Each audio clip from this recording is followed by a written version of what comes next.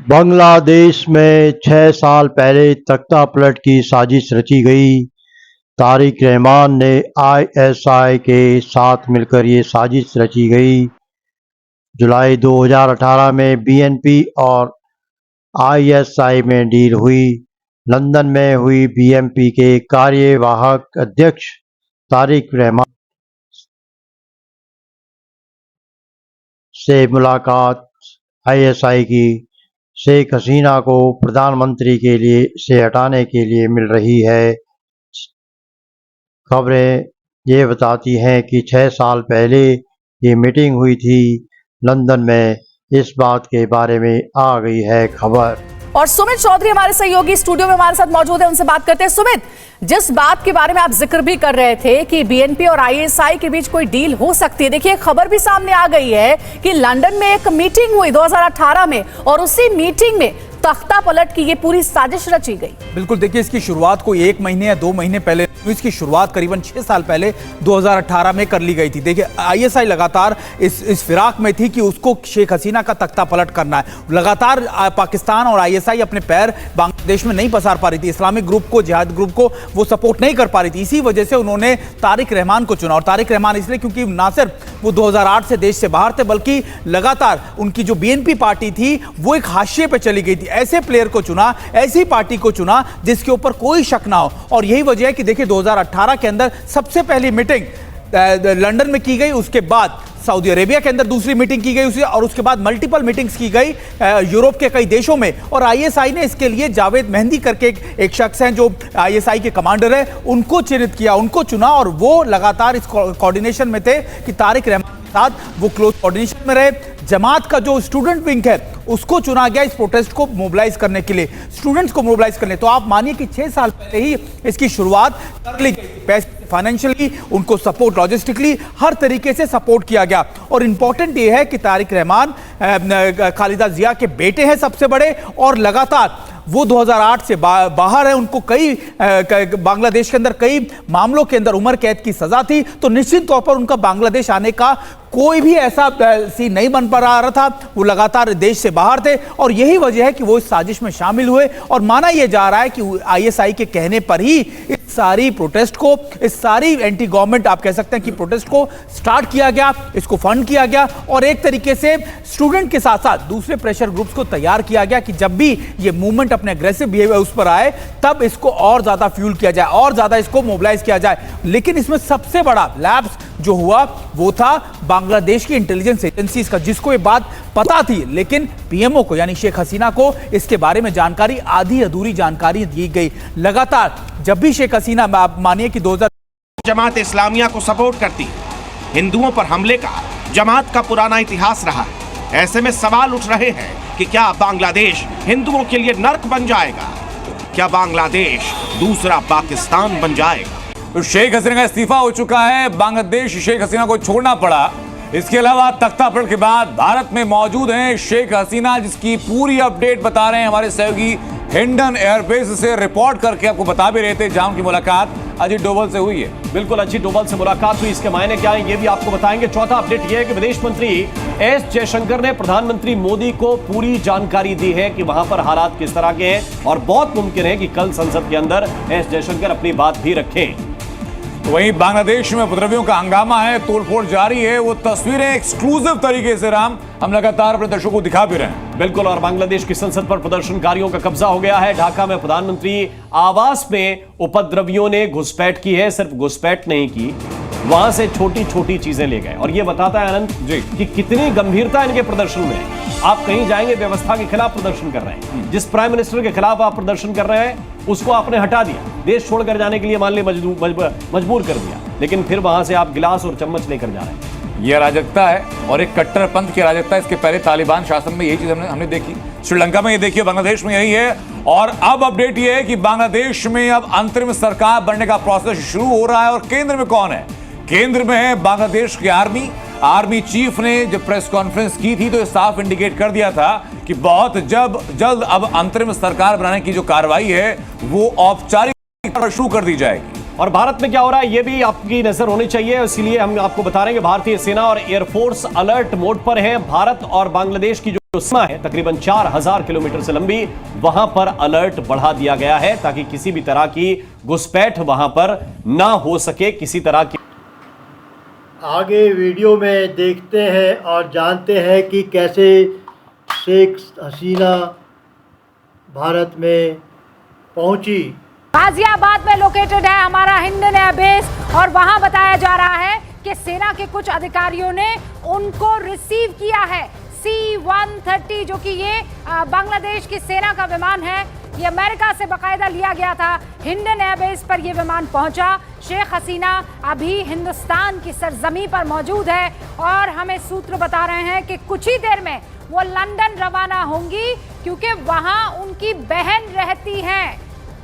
सारे खास मेहमान हमारे साथ इस पर बात रखने के लिए कि अब आगे क्या हो सकता है और क्या हो रहा है बताने के लिए, इस पर चर्चा करने के लिए जुड़े हुए हैं शशांक, पूर्व राजनयिक हमारे साथ हैं, हमारे साथ रक्षा विशेषज्ञ RSN सिंह साहब हैं, हमारे साथ जनरल के सिन्हा भी जुड़ चुके हैं, हमारे साथ विदेश मामलों के जानकार हैं कमर आगा साहब भी आपको स्क्रीन पर नजर आ रहे हैं, और वरिष्ठ पत्रकार सतीश के सिंह साहब यहाँ स्टूडियो में मेरे साथ मौजूद हैं, और विदेश मामलों के जानकार निनाद सेठ भी आपको दिखाई दे रहे हैं। इस वक्त आपको स्क्रीन पर मेरे सहयोगी अमिताभ सिन्हा दिख रहे हैं, दो और सहयोगी मौजूद हैं। एक तो बांग्लादेश की एम्बेसी से हमारे साथ जावेद मंसूरी जुड़ेंगे, और BSF उन्हें कहा गया है please be on alert mode, क्योंकि वो जो 4000 किलोमीटर की बांग्लादेश की सीमा हिंदुस्तान से लगती है ना, वहां पर पैनी नजर रखनी है। BSF के दिल्ली हेडक्वार्टर से अमित पांडे हमारे साथ जुड़ चुके हैं, और हिंडन एयर बेस जो है वहां पर जा रहे हैं मेरे सहयोगी संदीप बोल। जरा उनका रुख कर लेते हैं और उसके बाद अमित पांडे का रुख कर लेते हैं, और उसके बाद बाकी तमाम मेहमानों से इस पर चर्चा शुरू करूंगी। अमित, जानकारी इस वक्त आपको BSF के हवाले से क्या मिल रही है? देखिए, इस वक्त हम BSF हेडक्वार्टर में मौजूद हैं, और BSF के मुताबिक भारत बांग्लादेश सीमा पर इस अनरेस्ट के बाद स्थिति पूरी तरीके से सामान्य में है, और बॉर्डर गार्ड बांग्लादेश और BSF के बीच लगातार संवाद चल रहा है। और BSF के जवान जो कि अब बांग्लादेश सीमा पर तैनात है, वह बांग्लादेश में जो आर्मी ट्रूप्स की जो गाड़ियां हैं उनके मूवमेंट पर, उनकी कर्फ्यू से जैसे हालात हैं और उनके मूवमेंट देखी जा सकती है। और सबसे ज़रूरी चीज़ है कि जितनी भी सीमावर्ती पोस्ट हैं उनके सारे जवानों और अधिकारियों को सीमा के पास मौजूद रहने के सख्त निर्देश दिए गए। हाई अलर्ट मोड पर BSF भारत बांग्लादेश सीमा पर है। जी ओके, आप नजर बनाए रखिएगा। मेरे साथ RSN सिंह साहब भी है। RSN सिंह साहब, हमने कहा था ना कि वो लंदन जा रही हैं, फिर हिंडन एयरबेस पर प्लेन जो है वो लैंड कर गया। अब जानकारी ये मिल रही है कि वो कुछ ही देर के लिए यहाँ पर रुकेंगी, उसके बाद वो लंदन जाएंगी, क्योंकि शरण उन्होंने लंदन से मांगी है। अभी तक की जो जानकारी है वो उनकी मर्जी है, वो जाना जहाँ जाना चाहे, लेकिन मुझे नहीं लगता वो आज के दिन या इतने मतलब खुले उससे ये ऐलान किया जाएगा कि वो अभी लंदन जा रही हैं, क्योंकि इसमें कई सुरक्षा के एंगल्स आ जाते हैं। लेकिन बाकी उनकी मर्जी है, और बाकी तो हमें मालूम है कि जितने डिपोज लीडर्स, चोर, बदमाश, गुंडे, जितने लोग हैं वो सब लंदन में ही रहते हैं, और लंदन खुद, ब्रिटेन तो खुद दहक रहा है। तो बाकी उनकी मर्जी है वो जहाँ जाए, लेकिन मेरा ये, अगर वो भारत में अगर असाइलम या शरण लेना चाहती हो तो हमको उनको पूरा एक्सटेंड करना चाहिए, क्योंकि डोंट फॉरगेट कि ये इंडियन सब कॉन्टिनेंट है, और जब हम इसको इंडियन सब कॉन्टिनेंट बोलते हैं तो हमारी कुछ जिम्मेदारी होती है। और आप 5th लार्जेस्ट इकोनॉमी है, और 5th लार्जेस्ट इकोनॉमी होते हुए ये शर्म की बात है कि तस्लीमा नसरीन यहाँ पर दिल्ली में खुल के नहीं, भारत में खुल के नहीं घूम सकती हैं। तो कहीं वो लंदन में घूम सकती हैं, वहां जाती हैं, तो यहाँ नहीं घूम सकती हैं। तो थोड़ा हमको अपने अंदर इसका मतलब, हम जो संस्कृति की बात कर रहा था, थोड़ा बड़ा सोचिए। ये बात में लंदन मुझे बहुत हैरानी होती है। वो सारी चीजों के लिए अभी हमारे पास वक्त है कि अभी जो ये अर्जेंसी और इमरजेंसी सिचुएशन आई है, इसमें कब क्या होगा, कैसे होगा, इस पर आप और मैं 2+2 ही कर सकते हैं। हो सकता है कि जो जानकारी शुरुआती आ रही है कर्नल सिंह, हो सकता है ये डिविएट करने के लिए भी हो, क्योंकि सिक्योरिटी रीजंस है ना, ये भी तो हो सकता है सतीश जी। देखिए, अभी पूर्व प्रधानमंत्री हो गई हैं और कई बार की प्रधानमंत्री हैं। 2009 से सत्ता में एकदम महदूद थी और उस व्यक्ति को ऐसे बांग्लादेश के हालात में भारत के सीमा में हिंडन एयरपोर्ट पर, इंदिरा गांधी एयरपोर्ट पे नहीं, वहां पर उतरने की इजाजत मात्र भी देना एक बड़ी बात है, एक असर्शन है। अपना भारत मजबूती दिखा रहा है और बांग्लादेश में जो नई सरकार बन रही है या बनने वाली है उसको एक मैसेज भी दे रही है, स्ट्रॉन्ग मैसेज। प्रधानमंत्री शेख हसीना वहां से बाहर निकल चुकी हैं मिलिट्री के हेलीकॉप्टर के जरिए, जिसकी तस्वीर हम आपको लगातार दिखा रहे हैं। काफी दूर से यह वीडियो बनाया गया है, लिहाजा बहुत ज्यादा क्लियर नहीं है। अपने चुनिंदा भरोसेमंद लोगों के साथ इसमें शेख हसीना बताया जा रहा है कि वहां से इसी हेलीकॉप्टर के जरिए बाहर निकल चुकी हैं। इन सब के बीच पीएम आवास पर प्रदर्शनकारियों का हमला किया गया है। हमारे साथ कई खास मेहमान बने हुए हैं। दीपक बोरा साहब, बहुत बड़ी खबर, पिछले कुछ दिनों में बांग्लादेश में शांति रही थी, लेकिन अब जो अस्थिर, सबसे पहले हम समझना चाहेंगे इसका भारत पर क्या असर पड़ सकता है।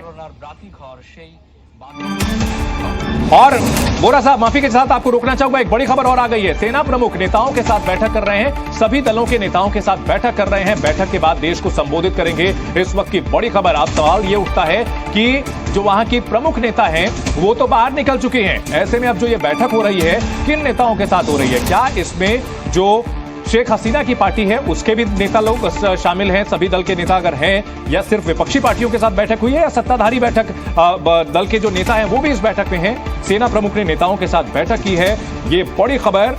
लगातार हम आपको दिखा रहे हैं कि सेना प्रमुख ने वहां इस्तीफा देने के लिए बोला और शेख हसीना ने इस्तीफा दिया, देश से बाहर निकल गई। इस बीच सेना प्रमुख अब से थोड़ी देर में देश को संबोधित करेंगे, बांग्लादेश के राष्ट्र को संबोधित करेंगे, सभी दलों के नेताओं के साथ बैठक लगा करके। क्या मिलिट्री रूल आने वाला है बांग्लादेश में, यह बड़ा सवाल है, या फिर अब कोई और वैकल्पिक व्यवस्था की जाएगी? इन सवालों के भंवर में फंसा हुआ है बांग्लादेश का भविष्य। बांग्लादेश जो पिछले कुछ समय में आर्थिक मोर्चे पर अच्छा कर रहा था, आर्थिक मोर्चे पर काफी प्रगति की है शेख हसीना के राज में, लेकिन अब जो सियासी संग्राम यहां पर छिड़ा है और सियासी उथल पुथल हुई है, इसका असर क्या होगा ये देखने वाली बात होगी। हमारे साथ दीपक बोरा साहब जुड़े हुए हैं जो कि फॉर्मर डिप्लोमेट हैं। दीपक बोरा साहब, बांग्लादेश की उथल पुथल का भारत पर क्या असर? फिर से रोकना चाहेंगे आपको, एक और बड़ी खबर आ गई है, भारत पहुंची है शेख हसीना, बहुत बड़ी खबर, भारत पहुंची है शेख हसीना, मित्र राष्ट्र है, अगरतला में लैंड हुआ है हेलीकॉप्टर, त्रिपुरा के अगरतला में लैंड हुआ है शेख हसीना का हेलीकॉप्टर। इसकी बहुत बड़ी खबर डी न्यूज पर आपको हम दिखा रहे हैं। शेख हसीना बांग्लादेश के प्रधानमंत्री इस्तीफा देने के बाद वहां से रवाना हुई और त्रिपुरा में अगरतला में लैंड हो चुकी है, अगरतला में लैंड हुआ है शेख हसीना का हेलीकॉप्टर। इन सब के बीच बड़ा सवाल ये कि वहां जो शेख हसीना को लेकर लोगों की नाराजगी है, कहीं ऐसा तो नहीं कि वहां भारत विरोध की लहर और बढ़ेगी? ये भी एक बड़ी चुनौती होगी। शेख हसीना से पहले उनके पिता शेख मुजीबुर रहमान को भी जब मदद की जरूरत पड़ी थी तो भारत ने उनकी मदद की थी और बांग्लादेश का निर्माण हुआ था, लेकिन वहां सियासी उठापटक चलती रहती है। एक बार फिर से कमोबेश वैसे ही हालात, भारत पहुंची है शेख हसीना, इस वक्त की बहुत बड़ी खबर। तो बांग्लादेश की अब कहें तो भूतपूर्व प्रधानमंत्री शेख हसीना भारत पहुंच चुकी हैं, अगरतला में लैंड हुआ है शेख हसीना का हेलीकॉप्टर। इस वक्त की ये बहुत बड़ी खबर। बांग्लादेश की अलग अलग तस्वीरों के जरिए समझिए वहां क्या है हाल। प्रधानमंत्री के आवास के अंदर घुसे हैं प्रदर्शनकारी, हंगामा कर रहे हैं, वहां से निकल चुकी, अब से थोड़ी देर पहले निकली थी शेख हसीना और भारत पहुंची है, अगरतला में उन्होंने लैंड किया है, उनका हेलीकॉप्टर लैंड हुआ है। इस वक्त की ये बड़ी खबर। बांग्लादेश जहां पिछले कुछ समय से सियासी उथल पुथल मची हुई थी, विरोध प्रदर्शन चल रहा था, लेकिन पिछले कुछ दिनों में हालात बेकाबू हो गए और हालात इतने विस्फोटक हो गए कि शेख हसीना को इस्तीफा देना पड़ा। पहली तस्वीर, गौरव राज हमारे साथ लगातार बने हुए हैं। गौरव, भारत पहुंची है शेख हसीना, क्या कुछ और जानकारी आपके पास? देखिए, एक बड़ी जानकारी ये आ रही है कि बांग्लादेश की जो आर्मी चीफ हैं वो 4 बजे बांग्लादेश को संबोधित कर सकते हैं। फिलहाल वो ऑल पार्टी मीटिंग भी कर रहे हैं और इस सब के बीच में जो हम दर्शकों को ये भी समझा दें कि पूरा मामला क्या था। 1 जुलाई को किस तरह से ब्लॉकेट शुरू हुआ था, प्रदर्शन शुरू हुए थे, स्टूडेंट्स जो थे यूनिवर्सिटीज के, तमाम यूनिवर्सिटीज के सरकारी नौकरियों के लिए जो कोटा प्रणाली में सुधार की मांग करते हुए सड़कों और रेलवे लाइन को बाधित करके नाकाबंदी उन्होंने शुरू करी और उसके बाद उनका प्रदर्शन उग्र होता चला गया। पुलिस के साथ उनकी मुठभेड़ होनी शुरू हो गई। 16 जुलाई के बाद प्रदर्शन एकदम से बहुत ही तेज और हिंसा बढ़ गई। ढाका में प्रदर्शनकारियों और सरकार समर्थकों के बीच झड़पों के बाद 6 लोगों की मौत हुई। हिंसा बढ़ती चली गई।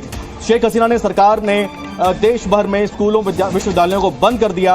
18 जुलाई को प्रधानमंत्री को फटकार लगाई गई। छात्रों ने शेख हसीना से शांति की अपील को उनको खारिज कर दिया, इस्तीफे की मांग शुरू कर दी। 18 जुलाई को पहली बार शेख हसीना के इस्तीफे की मांग जो है वो सामने आई थी। एक और बड़ी खबर गौरव अपने दर्शकों को बता देते हैं। भारत पहुंच चुकी है शेख हसीना। सबसे पर बड़ी जानकारी हम दे रहे हैं। अगरतला में लैंड हुआ है हेलीकॉप्टर शेख हसीना का। इस वक्त की बड़ी खबर, बांग्लादेश से निकल करके शेख पहुंच चुकी हैं भारत। बांग्लादेश की प्रधानमंत्री जो अब से कुछ घंटों तक पहले थी, लेकिन अब वो निकल चुकी है वहां से और भारत पहुंची है शेख हसीना। इस वक्त की बहुत बड़ी खबर, कहीं ना कहीं इतिहास एक बार फिर से अपने आप को दोहराता हुआ। शेख मुजीबुर रहमान, शेख हसीना के पिता, जो कि 1971 में यहां भारत आए थे, लेकिन अब एक बार फिर से उनकी बेटी को यहां इस तरह से भारत आना पड़ा है और बड़ी चुनौती आने वाले समय में शेख हसीना के लिए होगी। और इस इजराइल में रॉकेट हमले शुरू हो गए हैं। हिजबुल्लाह रॉकेट दाग रहा था और इजराइल का आयरन डोम उनको रोक रहा था। अब इन्हें रोकना इजराइल के लिए बहुत बड़ा सिरदर्द बन गया है। कितने रॉकेट मार गिराएगा, कब तक करता रहेगा, इसलिए रॉकेट वाले युद्ध ने बड़ा सवाल खड़ा कर दिया है। कौन जीत रहा है, कौन हार रहा है? रॉकेट शिकार करते हुए आयरन डोम मिल जाएगा।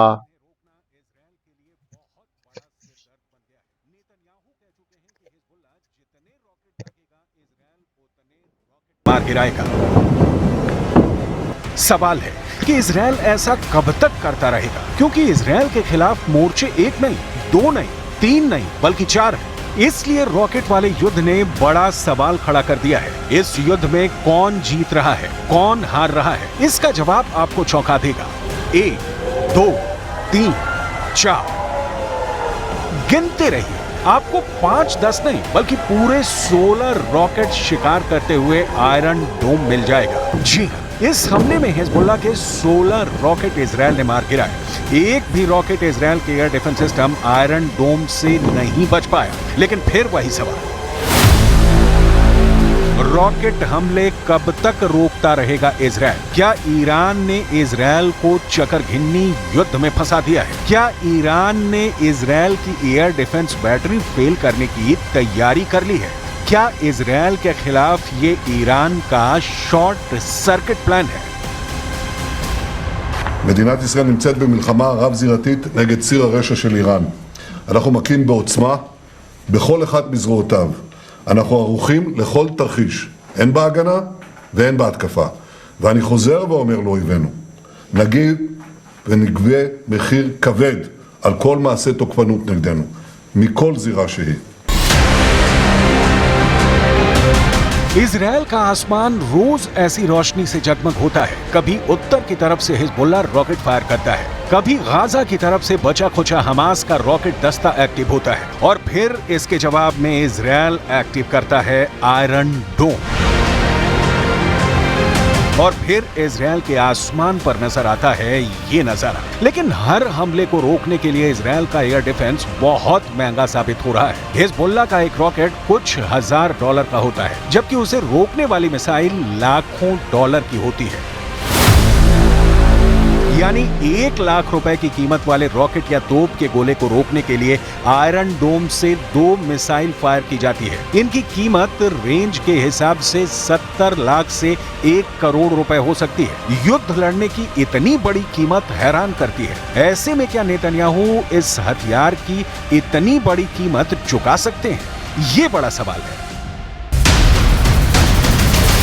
इजराइल और अमेरिका के वॉर एक्सपर्ट इस वक्त बहुत परेशान हैं। इजराइल का वॉर रूम सवाल पूछ रहा है कि वो कब तक आयरन डोम की मिसाइल फायर करते रहेंगे। एक मामूली रॉकेट को रोकने के लिए लाखों डॉलर की मिसाइल फायर की जा रही है। ये कब तक चलेगा? ऐसे में इजराइल का आयरन डोम वाला गोदाम खाली हो जाएगा। हिजबुल्लाह और हमास के रॉकेट अटैक के खिलाफ आयरन डोम का सक्सेस रेट 90% से ऊपर रहा है। यानी हर 100 रॉकेट हमलों के बाद जब आयरन डोम की मिसाइल फायर की गई तो उसने 90 से ज्यादा रॉकेट को आसमान में ही रोक दिया। इसी वजह से इस एयर डिफेंस सिस्टम पर इजराइल बहुत ज्यादा भरोसा करता है। गाजा की सुरंगों में छुपा याह्या सिनवार दहाड़े मारकर रोने लगा। अपने बॉस इस्माइल हानिया की खबर सुरंग में पहुंचते ही हमास का कमांडर याह्या सिनवार बहुत बेचैन हो गया। उसे पता चल गया कि अगला नंबर उसका है। इजराइल अब सिनवार को भी नहीं छोड़ेगा। इस बात का एहसास पूरे हमास को हो गया।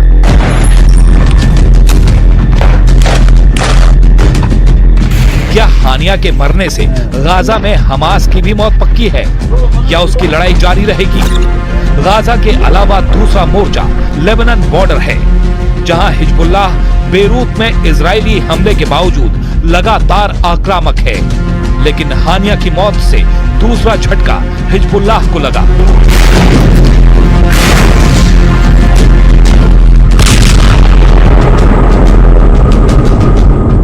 बेरूत के दहिया इलाके में अपने हेडक्वार्टर के तरखाने में बैठा हसन नसरल्लाह अपने कमांडरों के साथ लगातार मीटिंग कर रहा है। हिजबुल्लाह के हेडक्वार्टर में हानिया का मातम मनाया जा रहा है। हानिया को हिजबुल्लाह बहुत मिस कर रहा है। गाजा में हमास की ताकत उसकी लीडरशिप में रही है। हानिया गाजा में नहीं रहता था, लेकिन उसको मार डाला गया। अब हिजबुल्लाह चीफ हसन नसरल्लाह को भी मालूम है कि इजराइल को उसकी बेसब्री से तलाश है। इन दो पावर सेंटर के बाद ईरान के समर्थन वाली एक और ताकत है यमन। यमन में हूथी विद्रोहियों को हुदैदाह बंदरगाह में इजरायली मिसाइल वाला झटका लग चुका है। पोर्ट शोलो में जल चुका है।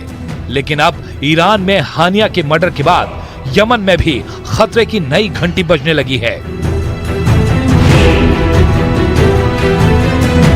सवाल है कि क्या ईरान खामोश बैठ जाएगा या फिर ईरान लेगा सबसे बड़ा बदला? ईरान के सुप्रीम लीडर अली खामनेई ने ट्वीट करके कहा है कि इस्माइल हानिया के खून का बदला जरूर लेंगे। हमला ईरान के अंदर हुआ है। ये ईरान की संप्रभुता पर हमला है, इसलिए ईरान ने जवाब नहीं दिया तो ईरान की इज्जत भी मिट्टी में मिल जाएगी।